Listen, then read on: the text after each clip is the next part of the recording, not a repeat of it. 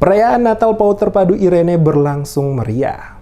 Keseruan mewarnai perayaan Natal Pendidikan Anak Usia Dini atau PAUD Terpadu Irene Negeri Kaibobo, Kecamatan Kai Ratu Barat, Kabupaten Seram bagian Barat yang digelar Rabu 12 Desember sore. Perayaan Natal yang mengusung tema Berilah Tempat Bagi Yesus Dalam Rumahmu dimeriahkan berbagai atraksi pentas dengan tingkah lucu yang mengundang tepuk tangan para orang tua dan undangan yang hadir. Selain kemeriahan diisi dengan lagu-lagu pujian Natal oleh anak-anak, mereka juga menunjukkan kebolehannya menari, bernyanyi, dan berpuisi, bahkan memerankan kisah kelahiran Yesus Kristus. Semua murid dilibatkan dalam acara baik dalam kor, liturgi dengan gayanya yang khas membuat suasana gembira. Acara dimulai dengan prosesi dan penyalahan lilin induk oleh Ketua Pengelola PAUD Terpadu Irene Bunda Reni Setpasiun, serta unsur majelis jemaat GPM dan pemerintah negeri Kaibobo. Pengelola PAUD Irene Terpadu Bunda Reni dalam sambutannya mengatakan, anak-anak harus terus dibina dan dibimbing terhadap ajaran Tuhan, mereka terus bergembira, sehingga kegembiraan anak-anak menjadi hadiah bagi orang tuanya. Dan kelak setelah dewasa akan berbakti kepada orang tua, bangsa, dan terutama kepada Tuhan. Sebagai umat Kristen, kita harus menerapkan nilai rohani kekristenan dalam hidup anak-anak agar apa yang menjadi tugas dan tanggung jawab dalam tugas bisa menjadi berkat bagi orang lain.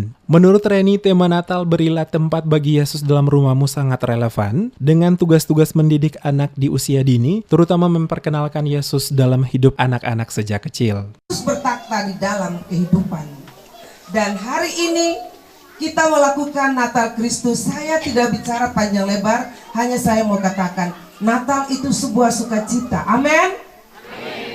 Di antara kita kalau tidak ada yang merasa sukacita, dia bukan orang Kristen. Amin.